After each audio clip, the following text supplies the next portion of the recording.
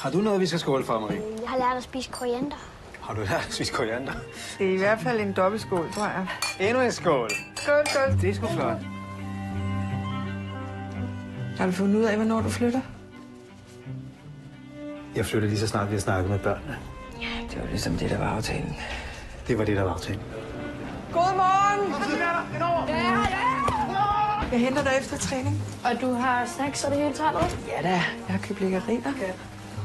Hej, hej. Ha' en god dag. Vi ses. Hej, skat.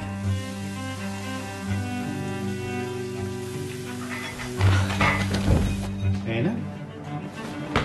Hey, Anne. Hej, Ane. Er du der? Ane, du har fået en blodprop i hjernen. Det kommer ikke til at blive helt normalt igen.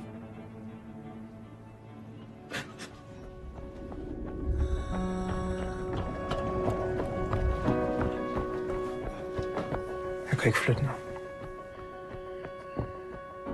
Du kan blive boende indtil, at jeg begynder at arbejde igen og få det bedre.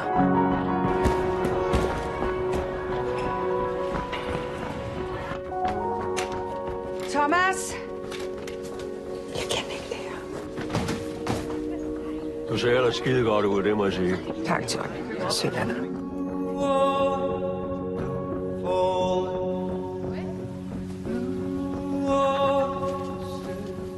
Jeg ved bare ikke helt, hvordan jeg skal være jeres mor nu.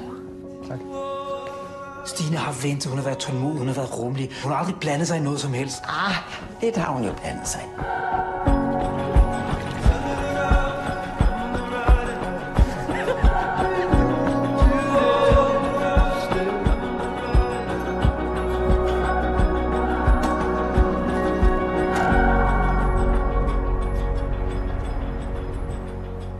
Hvad vil du med mig?